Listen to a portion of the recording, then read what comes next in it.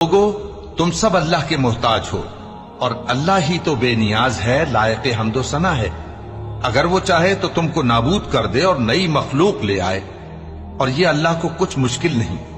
اور کوئی بوجھ اٹھانے والا کسی دوسرے کا بوجھ نہ اٹھائے گا، اور کوئی بوجھ میں دبا ہوا اپنا بوجھ بٹانے کے لیے کسی کو بلائے تو بٹایا نہ جائے گا، اگرچہ قرابت دار ہی ہو۔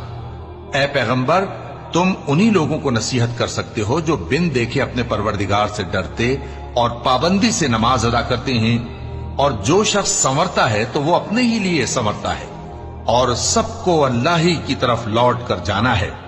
اور اندھا اور آنکھ والا برابر نہیں، اور نہ اندھیرے اور نہ روشنی، اور نہ سایہ اور نہ دھوپ، اور نہ زندہ اور نہ مردہ لوگ برابر ہو سکتے ہیں۔ اللہ جس کو چاہتا ہے سنا دیتا ہے، اور تم ان کو جو قبروں میں ہیں سنا نہیں سکتے، تم تو صرف خبردار کرنے والے ہو۔